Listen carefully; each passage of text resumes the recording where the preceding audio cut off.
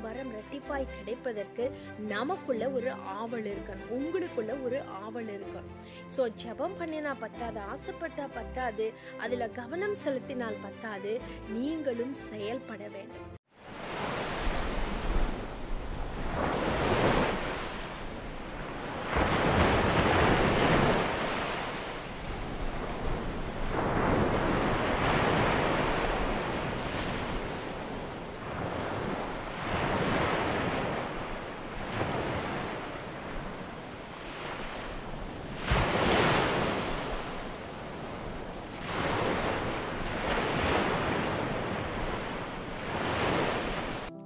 அநேகம் பேர் எனக்கு 2 தன்னையான ரெட்டிப்பான வரங்கள் வேணும், ரெட்டிப்பான அபிஷேகம் வேணும், ரெட்டிப்பான அபிஷேகம் வேணும்னு பேசிக்கிட்டு கொண்டே இருக்கிறோம். அநேகம் பேர் ஜெபத்துல கூட அப்படி கேட்பாங்க.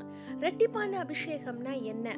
ஒருவேளை நம்ம யாரையாகிலும் ஒருவரை பார்த்து அவர்களைப் போல எனக்கு ரெட்டிப்பான அபிஷேகம் வேண்டும் என்று கேட்கிறவர்களா இருக்கலாம். இல்லை என்றால் ஒருவேளை என்னைய ஆண்டவர் பயன்படுத்திட்டு தான் இருக்காரு, இனி வரும் நாட்கள்ல இதை காட்டிலும் ரெட்டிப்பான அபிஷேகம் எனக்கு வேணும் அப்படின்னு ஜெபிக்கிறவர்களா இருக்கலாம். எது எப்படியோ இந்த ரெட்டிப்பான அபிஷேகம் எப்படி எங்களுக்கு கிடைக்கும் அப்படின்னு நீங்க யோசிக்கலாம் இல்லையா? நம்ம ஜெபித்தால் மாத்திரம் பத்தாது. வேதத்துல நம்ம பார்க்கும் பொழுது 2 ராஜாக்கள் 2ஆம் அதிகாரம் 9ஆம் வசனத்திலிருந்து 14ஆம் வசனம் வரைக்கும் வாசிச்சீங்கன்னா அங்க எலியா தீர்க்கதரிசி வானத்திற்கு எடுத்துக்கொள்ளப்படுகிறார்.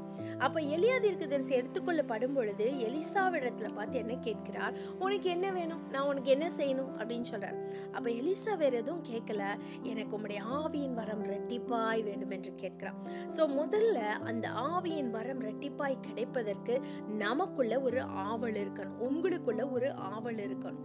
இரண்டாவதாக அங்க எலியா தீர்க்கதரிசி சொல்லுகிறான், உனக்கு இந்த ஆவியின் வரம் ரெட்டிப்பா கேட்கிறியே, நான் கொடுத்துறேன் அப்படின்னு உடனே எலியா கொடுக்கல. எலியா சொல்லுகிறான், நான் வானத்திற்கு எடுத்துக்கொள்ளப்படும் பொழுது நீ என்னை கண்டாயானால் இந்த வரத்தை நீ பெற்றுக்கொள்வான்னு சொல்றான். அப்ப என்ன நடக்கிறது? அக்கினிமயமான குதிரைகள் எலியாவை தூக்கிட்டு போகுது.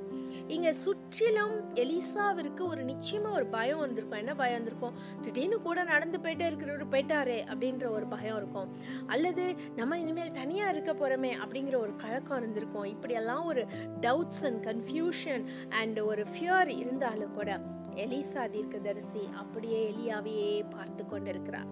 அவருடைய ஃபோக்கஸ், அவருடைய கவனம் எலியா சொன்னது போல அந்த எலியா எடுத்துக்கொள்ளப்படுகிற அந்த காட்சியிலே தான் இருந்தது. ஸோ யோர் ஃபோக்கஸ், உங்களுடைய கவனம் உலக பிரகாரமான காரியங்களில் இல்லாம உங்களுடைய கவனம் ஆவிக்குரிய காரியங்களில், ஆண்டவர் உங்களை எதை கவனிக்க சொல்றாரோ அந்த கவனத்துல இருக்க வேண்டும். அதுல நீங்க அப்படியே ஒரு கடிவாளம் போட்ட குதிரையை போல நீங்க செயல்படணும். மூன்றாவதாக எலிசா என்ன செய்தார் தெரியுமா? வானத்திலிருந்து எலியாவினுடைய சால்வை கீழே விழுகிறது. அந்த சால்வையை உடனே தூக்கி கொண்டார். சால்வையை தூக்கி கொண்டு யோர்தான் நதியில போய் நின்று எலியாவின் தேவன் எங்கே என்று அந்த சால்வையை வைத்து தண்ணீர் அடித்த மாத்திரத்தில் அங்க தண்ணீர் 2ஆய் பிளந்தது. சோ ஜெபம் பண்ணினா பத்தாது, ஆசைப்பட்டா பத்தாது, அதுல கவனம் செலுத்தினால் பத்தாது, நீங்களும் செயல்பட வேண்டும். ஆவிக்குரிய வரங்கள் எல்லாம் நிறைய சமயங்கள்ல நம்ம செயல்பாட்டுல நம்ம அதை கொண்டு வர மாட்டேங்கிறோம். உங்களுடைய அழைப்பை நீங்கள் செயல்படுத்த வேண்டும். உங்களுடைய ஆண்டவர் கொடுத்திருக்கிற ஊழியத்திலே நீங்கள் செயல்பட வேண்டும், முனைந்து நிற்க வேண்டும். அப்பொழுது தேவன் அந்த இரட்டிப்பான வரத்தை உங்களுடைய வாழ்க்கையில அவர் செயல்படுத்துவார். நிச்சயமாகவே எலியாவினுடைய வரங்கள் இரட்டிப்பாய் எலிசாவிற்கு வந்தது போல நீங்கள் ஜெபித்துக் கொண்டிருக்கிற அந்த இரட்டிப்பான அபிஷேகம் உங்களுக்குள்ள காணப்படும். God bless you.